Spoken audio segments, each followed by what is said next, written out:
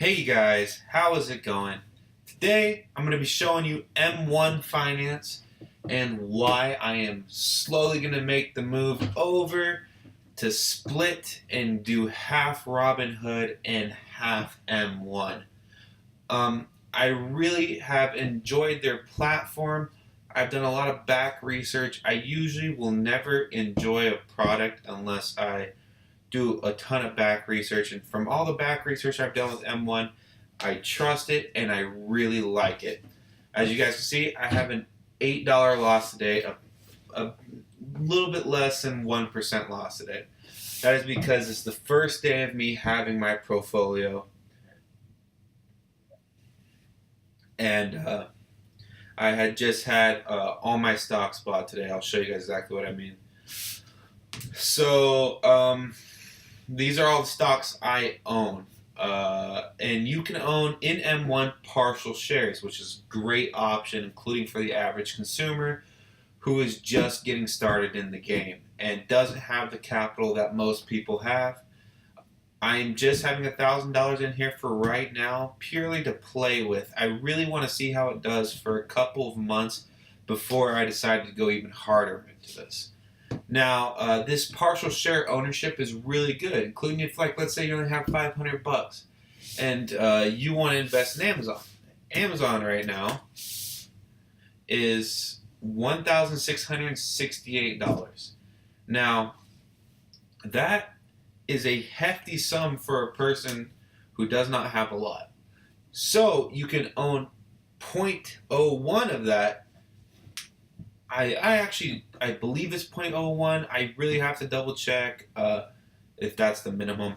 And that zero point zero 0.01 can grow the same as $1,600. Now you won't have that return, that a couple dollar a day movement, but you will have the movement up if you truly believe in that company. Great idea.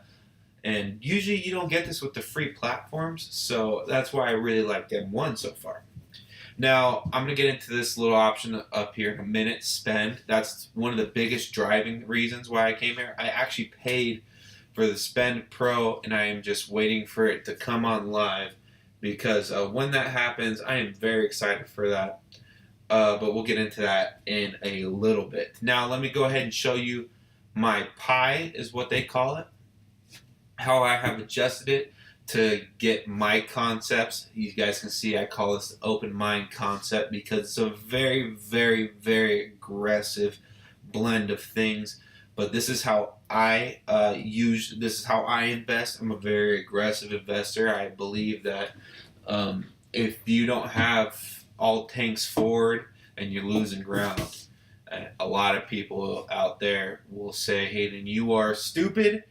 But it's worked for me in the past. I hope it works for me in the future. And if not, it's fine. I will adjust and go to more conservative methods. But I am young. I can gain to lose $100 on a bad trade. Off of that tangent, let's get into it. So I'm going to go to this edit option right here. And then I'll show you guys Berkshire that I have. Let me show you guys actually first on how I got to these pies. So, this is the ad phase. This is where you can buy. As you can see, we can buy Amazon stock. They're saying in a year it's going to go up 10%. Most likely, I'm seeing it around a $2,000, $2,100 range. Let's see where it's going to go in 3 years. Let's see how they're adjusting. See, they have a really, really, really good growth platform. I love how they say Exxon's going to suck. But this is one thing I really like. You look at these filters you can put in. Dividend yield. I can just put a 1% and then look, it will show you in the middle dividend. Now, I do love dividend stocks, and with M1, you can auto reinvest your dividends. Yes, you can pull them out for passive income, but who enjoys passive income? Why not grow your wealth more and more so you can make more in the future?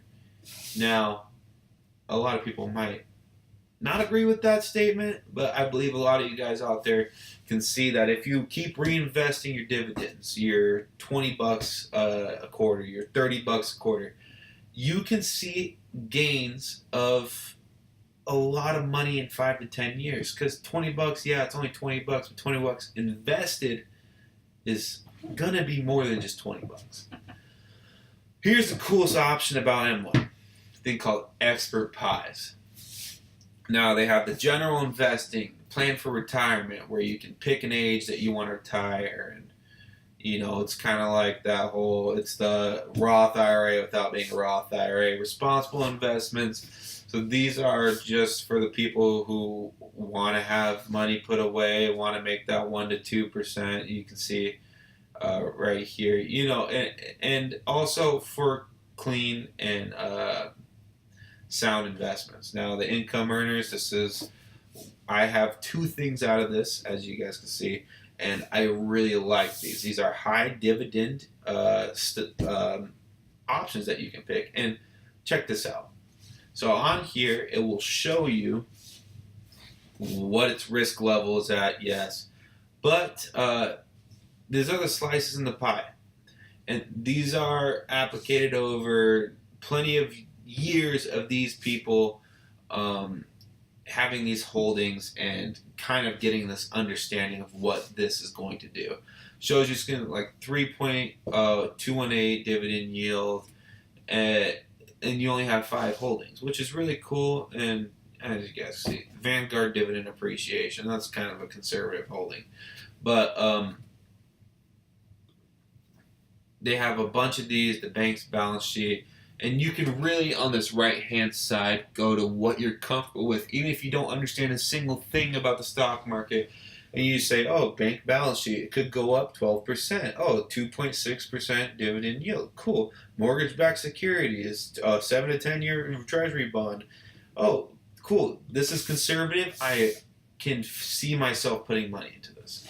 And that's awesome for those people. Now, let's get into the big guys, the hedge fund followers. They really do take hedge funds and kind of manipulate what they believe is in their portfolios, and a lot of times they just take it directly from profolio. As you can see, on this 1-year mark, it will show you where Berkshire is going to be in a year, where Icahn is going to be in a year, Paulson. All these 10%, 26%, 5% value add. You suck. Just kidding. Because you can see here they're 52% now. Couture, all these people. And you can pick and choose what you're going to stick with and move away from. Now, in these, they show the percentage of the fund and what they invest in. Like Berkshire has a lot of Apple, 22%. All the way down to the Visa. Now, let's go ahead and play the game here. How does that sound? I'm going to add some, let's see, let's go to the 1 year. I'm going to add some Pershing Square cash management to the basket. Let's go ahead and add, and then I'm going to add that to the pie too. So now we can take this and we can adjust the pie to where you want it. Now I have Icahn right here. I have Greenlight Capital, but let's go ahead and split the difference of Greenlight Capital to 15, and then we'll put this plus 5. As you can see, this is how it sets it up, and it will show you on here what's happening, why that's happening, and those manners. Now I'm not actually going to add that. I really like my portfolio as is, but let me get back into that screen to show you guys what else they have to offer. Again, this is shows you their holdings. It's really not that bad. I just don't like the dividend yield on that. Okay, industry and sectors. So now you can pick out your industries that you think are going to do good in the future and what they show you is going to be doing good in the future. As you can see, it's aerospace and defense, of course. And if SpaceX ever goes public, then this is going to even rise higher, I believe. Media, travel and leisure. This is so dependent on how our economy is doing. It's not even funny. Same thing with this one. Precious metals, oil and gas, I can see why they'd see that in the future. Food and beverage, all this stuff. And let's go ahead and click on my favorite one right now, real estate. Uh, it's a cash cow for dividends on this one. See, 3.877. Mostly because a lot of these pay out their dividends the same time they get a lot of renting. So it's a good cash cow, but it just matters how the market's doing in that moment in time. Just stocks and bonds. This is what M1 kind of lives off of, showing you what they think is going to be the best mix of indexes. And the last one is other strategies. You have your blue chip 20s, domestic growth, domestic value, your Dow Jones, your global growth, and your global value. You know, the blue chip 20, this is going to be, your top. This is going to be your, if the market ever dies, this dies with it one. You can see showing decent gains. Dividend yield's all right, but it kind of just varies.